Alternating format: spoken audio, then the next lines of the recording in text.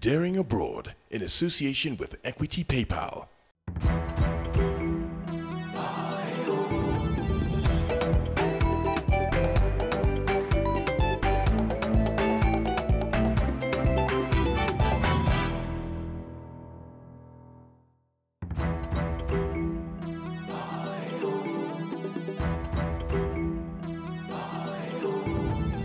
Welcome.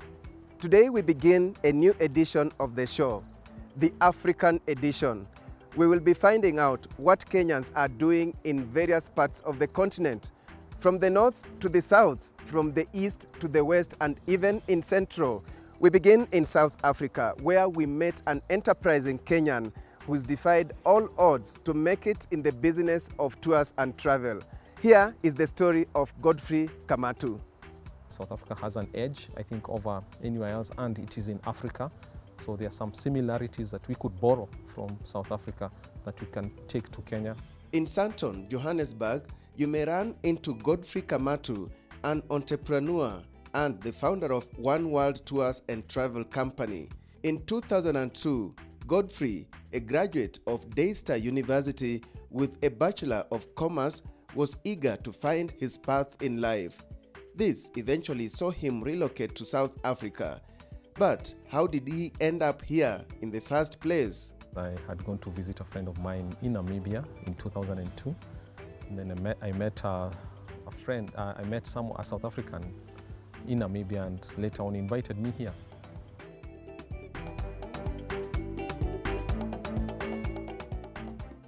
And why did he choose to dare in South Africa? The business environment in South Africa has been an enabling environment for an entrepreneur. I think the government of South Africa really tries to make the entrepreneur to be successful. That's why, for me, I feel it was easier for me to penetrate here and grow much more quickly here, as opposed to if I had done the same in Kenya 15 years ago. With that in mind, an adventurous 25-year-old Godfrey Kamatu decided to leave the comfort of his homeland and relocate to an entirely new place. However, the relocation was not without its challenges, forcing him to do odd jobs to survive. It was very tough, I would say. I almost gave up and went back to Kenya because at that time I was very young, so I was trying to find my foot in this world just after graduating from university. Therefore, trying to get employment was not easy. But eventually I did get breakthrough and found a company that was willing to employ me with my qualifications from Kenya. Godfrey began working at Canon Assurance Limited in their sales and marketing department, but that was only the beginning of his journey to being a business owner. Due to his experience working in South Africa, he was inspired to set up a business of his own. I saw a need in the people who are traveling from Kenya to South Africa looking for accommodation, transport, essentially any services for someone who is visiting this country, mostly when they are here for business meetings and training. And so in 2007, Godfrey started his company, One World Tours and Travel, a tour company based in Johannesburg, South Africa. One World Tours and Travel caters for accommodation for people coming to South Africa, books people into hotels, lodges, does packages for people doing holidays, and does ground handling. When people arrive here, their transport, we handle that. We handle delegations, government delegations, even the president's delegation, we handle that. We will find out more on how Godfrey was able to establish his business as well as the obstacles he faced right after our Miles Away segment.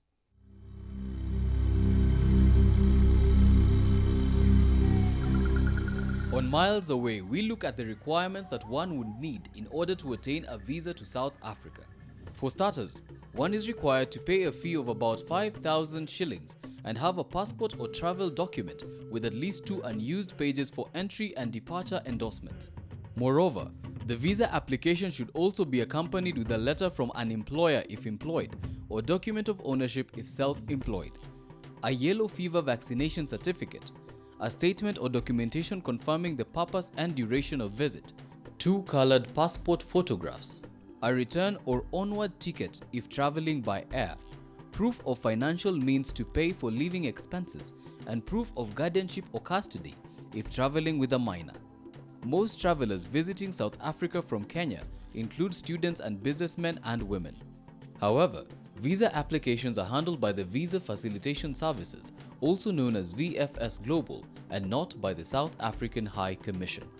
And that's miles away. My name is Michael Zimanji.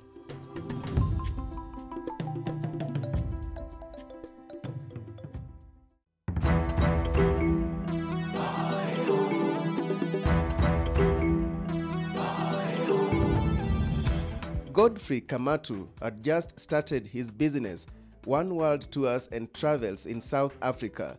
But how easy was it for him, given that he was a foreigner? When you start a business as an entrepreneur, registration is quite simple, it's straightforward. Now you do it online and you can be able to get your registration within less than a week. At the end of the day, they want to create employment. The government wants to create employment. Despite this, Godfrey unfortunately found himself in a bit of trouble with authorities.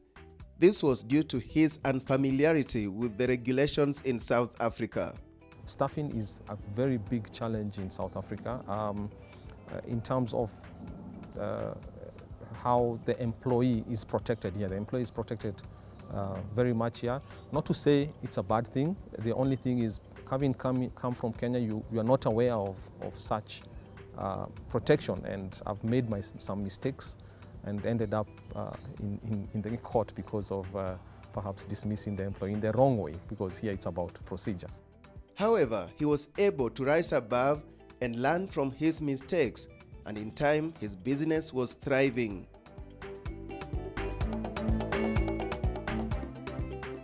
I think my highest moments have been and continues will be handling His Excellency Uhuru Kenyatta delegation.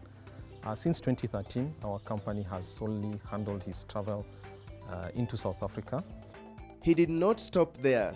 Godfrey was able to establish another company, Ngazi Consulting in Johannesburg. Ngazi Consulting came also as out of a need that I spotted, that I've helped a lot of business people who come here to look for a market for their products, and also for businesses here looking for also market for their products in Kenya. But essentially it started with Kenyans coming here to look for as a means of expansion in their businesses. So right now what I do is I just register the business, I become their local partner.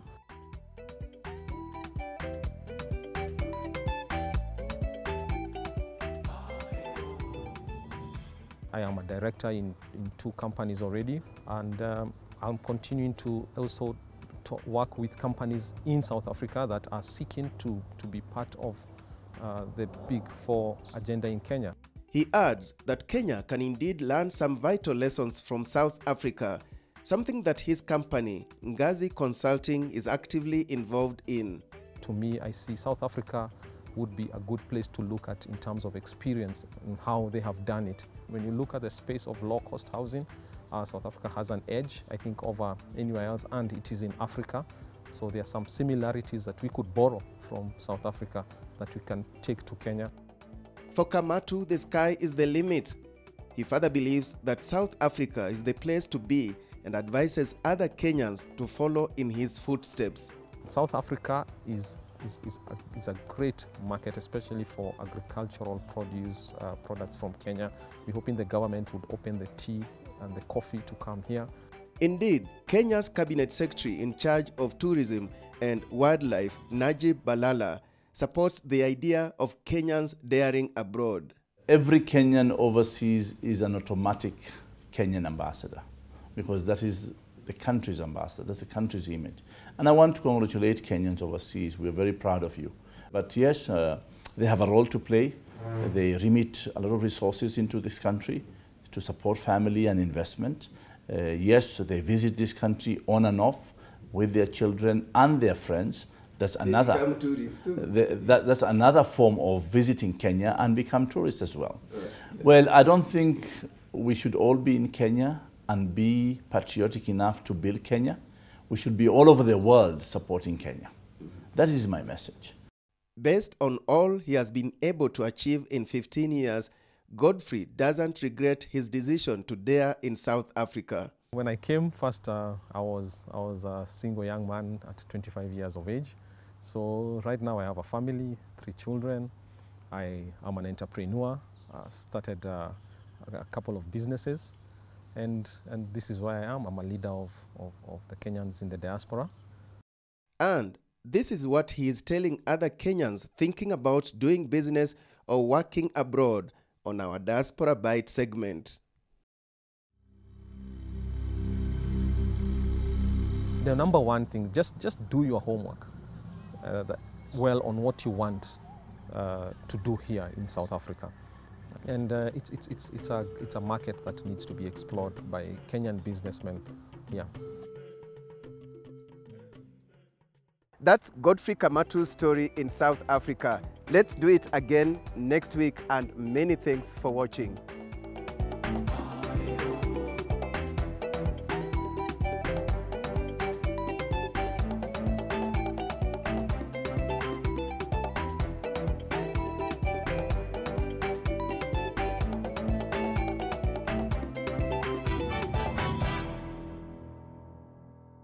PayPal is a faster, safer way to make and receive online payments.